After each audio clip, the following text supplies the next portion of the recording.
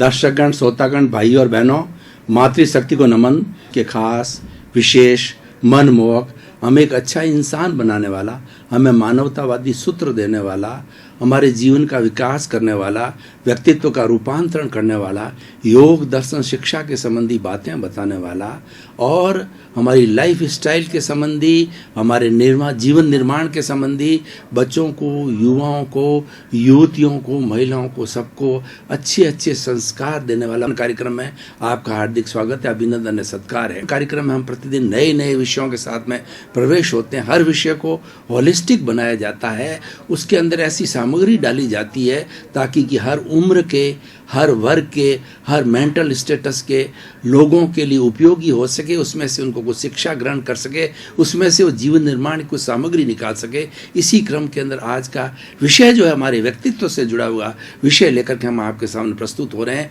आज का हमारा विषय है व्यक्तित्व रूपांतरण।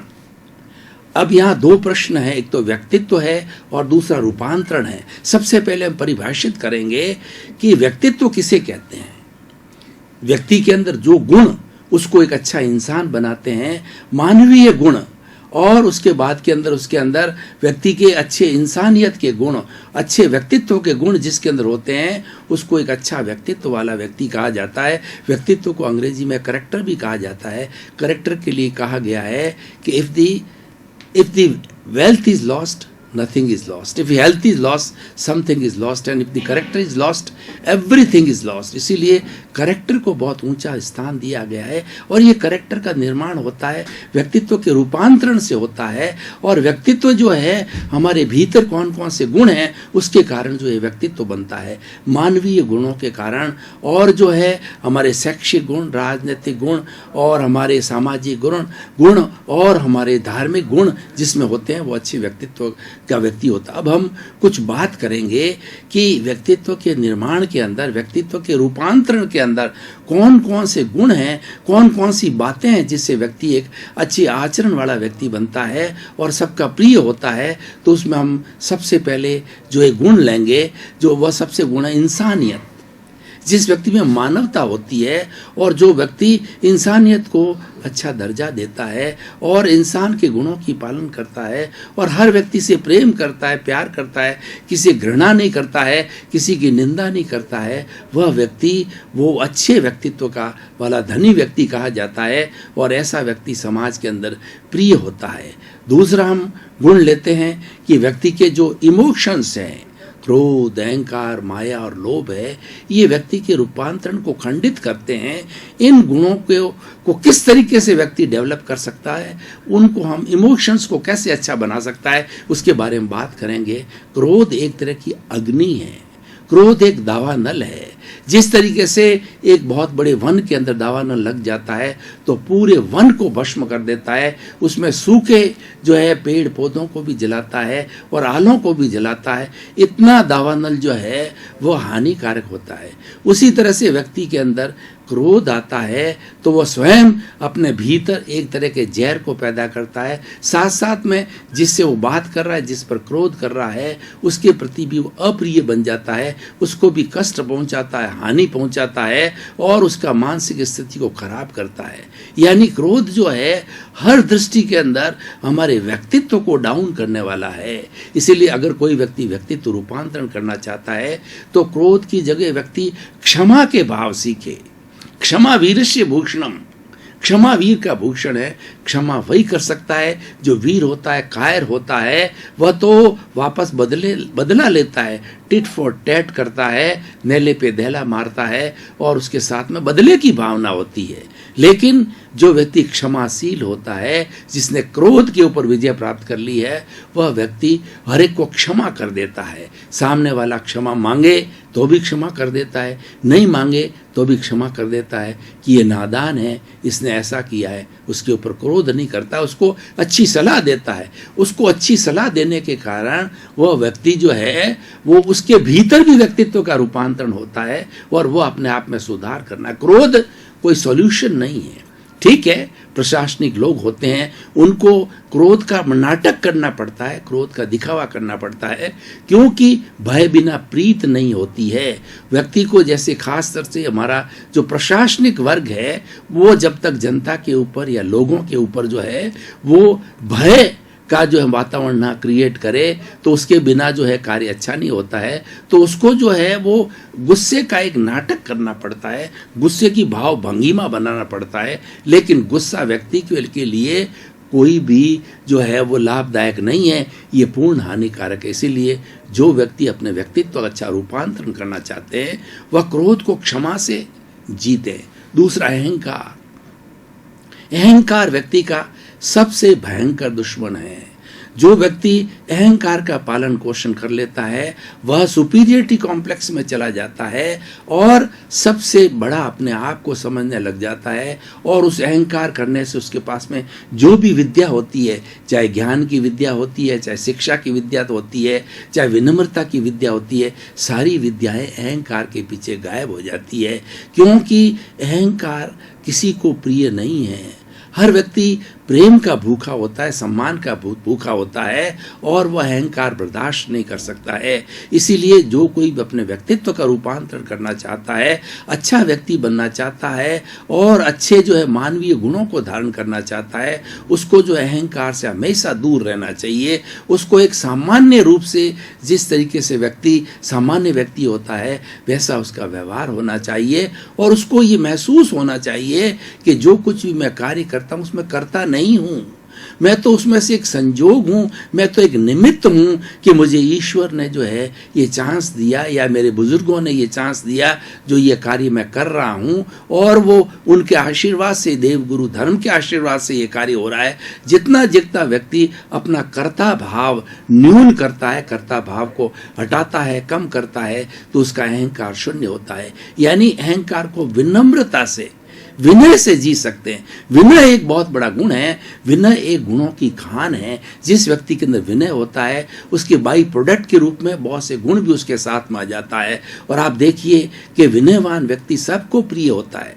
घर में माता पिता को प्रिय होता है, समाज के अंदर वह व्यक्ति प्रिय होता है विनयवान। चाहे राष्ट्र की बात करें तो राष्ट्र में प्रिय होता है। विश्व के किसी कोने में जो व्यक्ति पोलाइट है, जो विनयवान है, और वो व्यक्ति अहंकार शून्य है, और वो व्यक्ति जो है वो सहन शक्ति रखने वाला है, तो उस व्यक्ति के संपूर्ण जगत के अंदर सभी दोस्त हो जाते हैं, उसका कोई दुश्मन नहीं होता है। विनय में इतनी ताकत होती है कि वो भगवान को भी झुका देती है, क्योंकि विनय एक बहुत बड़ा मानवीय गुण है, व्यक्तित्व का एक बहुत बड़ा गुण है। और कोई व्यक्ति अपने व्यक्तित्व का रूपांतरण करना चाहता है, कोई व्यक्ति जिसका कि व्यक्तित्व बिगड़ गया है, तो उसको ऐसे गुणों का धारण करना चाहिए। ऐसे गुणों के लिए बहुत से प्रयोग भी किए जा सकते हैं, वो प्रयोग किए जाना चाहिए, क्योंकि ये हमारा मनुष्य जीवन जो है बहुत कठिनाई के और बहुत से सेक्रीफाइस के बाद के अंदर, बहुत से अच्छे कार्य करने के बाद के अंदर ये जीवन मिला है। तो इस जीवन का हमें सदुपयोग है अच्छा व्यक्तित्व बनाकर करना चाहिए, और अच्छा व्यक्तित्व हमारे जीवन का सार होता है। अब हम आगे अगले गुण की ओर बात करते हैं। क्रोध, अहंकार, माया।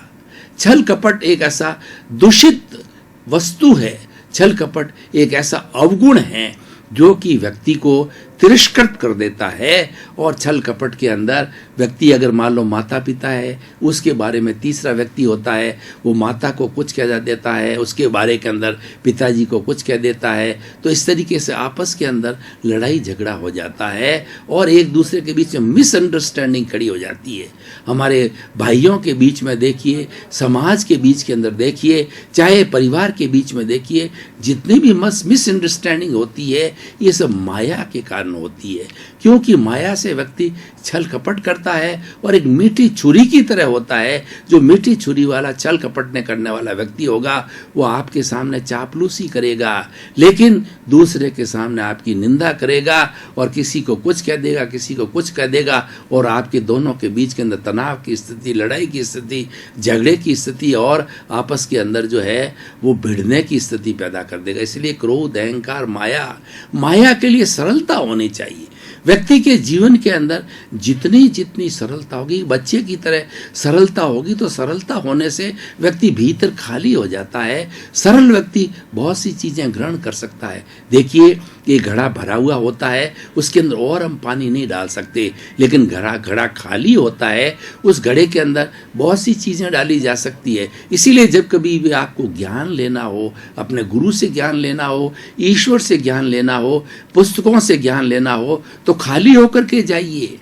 खास तौर से हम जब सत्संग में जाते हैं किसी महापुरुष की बात सुनने के लिए, तो अपने अहंकार को शून्य करके जाइए, विनय के भाव से जाइए और शून्य होकर के जाइए कि मैं तो एकदम खाली हूँ। तो खाली के अंदर जो हमारे गुरु से और हमें जो हमें सत्संग मिलती है, अच्छे गुण मिलते हैं, वो गुण हमारे के अंदर भर जाते हैं। और व्यक्ति अगर भरा हुआ होता है, वह व्यक्ति अहंकारी हो जाता है, उसमें नए अच्छे गुण लेने के लिए कोई जगह नहीं होती है। एक कमरा देखिए, एक कमरा में 20 लोगों के बैठने की जगह है, 10 लोग और आ जाते हैं, आपाधापी हो जाती है। उसी तरह से किसी भी स्थान के अंदर देखिए कि जहाँ पर जितनी व्यवस्था होती है, उसके अतिरिक्त लोग आ जाने के कारण जो है वो बहुत बड़ी, जो कहना चाहिए, खलबली मच जाती है। उसी तरीके से हमारे भीतर भी जितना जितना हम खाली रहेंगे, उतना उतना हम ज्ञान को भर सकेंगे, क्योंकि ज्ञान जो है अनंत है। हमारे पास में तो ज्ञान है, एक जैसे समुद्र में बूंद होती है, उतना ही व्यक्ति के पास ज्ञान है। हालांकि व्यक्ति पूरा ज्ञान का खजाना है, क्योंकि हमारे भीतर विराजमान शुद्ध आत्मा भगवान है। वो अनंत ज्ञान वाला है, अनंत दर्शन वाला है, अनंत शक्ति वाला है और अनंत सुख का धाम है। तो उसको हम प्राप्त तभी कर सकते हैं जबकि हम खाली रहेंगे और हम क्षमा का भाव, हम जो विनय का भाव और हम सरलता का भाव, ऋजुता का भाव लाएंगे, तभी होगा। एक अच्छा व्यक्तित्व का निर्माण करने के लिए व्यक्तित्व को दूषित कौन करता है? दूषित करने वाला जो है वह लोभ है। लोभ के लिए ये कहा गया है कि लोभी नर की लालसा और पाम रोज की खान, धन की लोभी की लालसा, तीनों बेअंदाज। यानी विषय नर की लालसा, पाम रोज की खाज, और विषय नर की लालसा, पाम रोज की खाज, लोभी की धन लालसा और तीनों बेअंदाज। लोभी व्यक्ति होता है, उसके अंदर धन की इतनी लालसा होती है कि वो चाहता है कि और धन आ जाए, और धन आ जाए, और उसको अगर सारा सृष्टि का भी धन दे दिया जाए तब भी उसमें धाप नहीं होती, वो संतुष्ट नहीं होता है। इसलिए संतुष्टि के लिए कहा गया है, गोधन गज धन बाजी धन और रतन धन खान, जब आवे संतोष धन तब सब दम धूरी समान। यानी व्यक्ति को हर कंडीशन के अंदर सेटिस्फाइड होना चाहिए। व्यक्ति के कभी एम्बिशंस हमेशा 100% पूरे नहीं होती, आकांक्षाएं 100% पूरी नहीं होती है। जितनी पूरी हो जाती है, जितने हमारे पास साधन है, उसमें संतुष्ट रहना चाहिए। और संतुष्टि है वो हमें शांति लाती है, हमें प्रसन्नता लाती है, आनंद लाता है। इसलिए व्यक्तित्व का रूपांतरण करना चाहते हैं तो आप संतुष्टि को स्थान दीजिए और संतुष्ट रह करके अपने कार्य को आप और द्रुत गति से करते रहिए। और सबसे बड़ी बात यह है कि व्यक्ति अच्छा कौन कहलाता है? जो लोगों की भलाई का कार्य करता है, जो परोपकार करता है, और जो व्यक्ति जो है समाज को कुछ अच्छी बात देता है, समाज की सेवा करता है। तो एक सेवा जो है ये व्यक्तित्व रूपांतरण का बहुत बड़ा गुण है। परोपकार जो है व्यक्तित्व रूपांतरण गुण है, ये डेवलप किए जाने चाहिए। और व्यक्तित्व रूपांतरण करने वाले को खास तौर से जो है इन मानवीय गुणों को अपने जीवन में स्थान देना चाहिए। अब भाई और बहनों, दर्शकगण, श्रोतागण, मैंने बहुत से मानवीय गुणों का जो अभी स्पष्ट किया, जो कि व्यक्तित्व निर्माण में सहयोगी होते हैं और उसके साथ साथ में व्यक्तित्व का रूपांतरण भी करते हैं। और कई बार ऐसा देखा गया है कि बहुत गिरा हुआ व्यक्ति, यानी डाकू व्यक्ति है, वह भी संत बन जाता है। और जब उसका व्यक्तित्व गिरता है तो संत भी जो है एक डाकू का रूप हो जाता है, एक पशुवत हो जाता है। इसीलिए हमेशा हमें अपने अच्छे गुणों को स्थान देना चाहिए और व्यक्तित्व रूपांतरण को जीवन का जो हमें ध्येय बनाना चाहिए, हमें लक्ष्य बनाना चाहिए, तभी हमारा रूपांतरण हो सकता है। अब देखिए कि रूपांतरण की बातें तो हमने बहुत कर ली है, ये थ्योरी की बात तो बहुत हो गई है। अब हम एक्शन कैसे करें? देखिए, जो थ्योरी और एक्शन दोनों साथ होते हैं तो वो चीज़ होलिस्टिक बनती है। तो हमारे अंदर भीतर जो है ये व्यक्तित्व के जो गुण बताए गए हैं वो किस तरीके से हमारे जीवन में आ सके, ताकि हमारे जीवन का रूपांतरण हो सके, उसके लिए हमें कुछ प्राकृतिक नियमों की ओर चलना चाहिए। देखिए, प्रकृति क्या कहती है कि इस दुनिया के अंदर इस प्रकृति महान है 84 लाख जीवा योनियों को जन्म दिया है और सारे 84 लाख जीवा योनि के प्राणी हैं, सभी जीना चाहते हैं, कोई मरना नहीं चाहता। और ये प्राणी में से कोई दुख नहीं चाहता, सभी सुख चाहते हैं।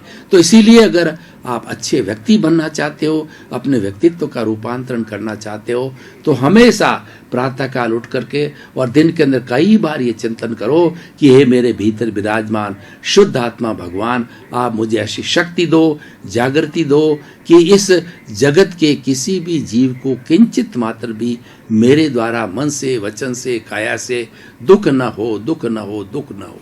यानी जब हम किसी को सुख देने की, किसी के मंगल की भावना करते हैं तो स्वतः ही हमारे भीतर मंगल हो जाता है। इसीलिए कहा गया है कि जो व्यक्ति दूसरों के आंसू पहुंचता है, ईश्वर उसकी आंखों में आंसू आने ही नहीं देते हैं। आप दूसरे का ध्यान रखो, आप दूसरे को भला करो, दूसरे को सुख दो, तो आप कभी दुख आ ही नहीं सकता, क्योंकि ये सारी दुनिया जो है हमारी प्रतिध्वनि है। कभी आपने देखा होगा कि आप कुएं के पास में जाकर के बोलोगे ओम, तो भीतर से आवाज आएगी ओम। यानी हमारा जितना जीवन है, हमारा जितना चरित्र है, वो ईको है, ये प्रतिध्वनि है। यानी हम क्या सोचते हैं, हमारा कैसा चिंतन है, हमारा कैसा भाव है, हमारा कैसा विचार है, उसके अनुरूप ये सारा संसार बन जाता है। हम अगर हर एक के अंदर विश्वास की भावना रखते हैं तो अगले वाला व्यक्ति हमारा विश्वास पात्र बन जाता है, वो कभी भी हमें धोखा नहीं देगा। और हम किसी के प्रति संशय की भावना रखते हैं तो दूसरे के मन के अंदर संशय की भावना आपसे पहले आ जाएगी, आपसे जल्दी आ जाएगी, और वो व्यक्ति आपसे संशयशील रहेगा, शंकाशील रहेगा और आपका अच्छा मित्र नहीं बन सकता है। इसलिए भाई और बहनों, दर्शकगण, श्रोतागण, अगर हम आज के इस एपिसोड को तराजू पर तोलें, अगर इसकी हम रिलीवेंस निकालें, अगर इसकी हम सामाजिक उपयोगिता निकालें, प्रासंगिकता निकालें, तो हम ये जानेंगे हर व्यक्ति इस विश्व का नंबर 1 बनना चाहता है, और नंबर 1 बनने के लिए उसको अपने व्यक्तित्व का रूपांतरण करना पड़ेगा। जो व्यक्ति मानवीय मूल्यों में विश्वास करता है और अच्छे अच्छे मूल्यों को अपने जीवन में स्थान देता है, इंसानियत को अपने दिशवान में डूब देता है, प्रेम को, मैत्री, प्रमोद, करुणा, मध्यस्थता, इन भावनाओं को स्थान देता है, आदर को और प्रेम को स्थान देता है, तो वह व्यक्ति अपने जीवन का अच्छा रूपांतरण कर सकता है। कबीरदास जी ने बहुत ही सुंदर कहा है कि पोथी पढ़ पढ़ जग मुआर, पंडित भयानक होए, ढाई आखर प्रेम का और पढ़े सो पंडित होए। बात बहुत छोटी है, लेकिन प्रेम एक बहुत बड़ा रसायन है। प्रेम के रसायन के अंदर व्यक्ति के अंदर हार्मोन्स बदल जाते हैं। अगर हम सृष्टि के सभी प्राणियों के साथ में प्रेम का भाव रखते हैं तो हमारा कोई दुश्मन नहीं होगा, और हमारे पास में जो भी आएगा वो शांति और आनंद की अनुभूति करेगा, और वह चाहेगा कि मैं इस व्यक्ति के पास में बैठ करके कुछ अच्छे गुणों को प्राप्त करूं। हमारे जितने बड़े बड़े भगवान हुए हैं, चाहे भगवान राम को लीजिए, चाहे भगवान कृष्ण को लीजिए, चाहे भगवान महावीर को लीजिए। महावीर जब प्रवचन किया करते थे उसको समोसरण कहा जाता था। उनकी प्योरिटी इतनी ऊंची थी, उनकी जो है वो जगत के जीवों के प्रति मंगल की भावना, कल्याण की भावना ऊंची थी, परमार्थ की भावना ऊंची थी, कि उनके विचारों में इतनी शुद्धता थी कि जब वो प्रवचन करते थे तो वहीं पर शेर, वहीं पर बकरी, और वहीं पर कुत्ता, वहीं पर चूहा, और वहीं पर बिल्ली, यानी विरोधी स्वभाव वाले, जो कि एक दूसरे का जो है भोजन कर लेते हैं, एक दूसरे का शिकार कर लेते हैं, ऐसे सभी प्राणी जो है हिंसा को त्याग करके अहिंसा की भावना के साथ में समोसरण के अंदर प्रवचन सुनने के लिए आते हैं, क्योंकि ये अतिशय है। ये भगवान के जो भावों का मूल्य है, भगवान के विचारों का मूल्य है, उनके व्यक्तित्व का मूल्य है। उन्होंने व्यक्तित्व अपना इतना ऊंचा बना लिया है कि सभी उस व्यक्तित्व में समा लेते हैं। दर्शकगण, श्रोतागण, भाई और बहनों, आपका बहुत बहुत धन्यवाद। कार्यक्रम आप देखते रहिए। कार्यक्रम में हम प्रतिदिन व्यक्तित्व निर्माण के, अच्छा इंसान बनने के नए नए सूत्र देते हैं, क्योंकि हमारा उद्देश्य यही है कि सुधरे व्यक्ति समाज व्यक्ति से राष्ट्र स्वयं सुधरेगा। हम व्यक्ति में रूपांतरण लाना चाहते हैं, हम व्यक्ति को बदलना चाहते हैं, व्यक्ति के अंदर जितने नेगेटिव थॉट्स है उनको बदल करके पॉजिटिव बनाना चाहते हैं। इसीलिए हमारा पुनरुत्थान कार्यक्रम आज टॉक ऑफ द टाउन बना हुआ है और आप उसकी आत्मा हो, आपकी वजह से ही ये चमक रहा है। तो इसी क्रम में आपका जीवन आनंदमय हो, मंगलमय हो, सुखमय हो। आपके प्रति बहुत बहुत शुभकामना, मंगलमय।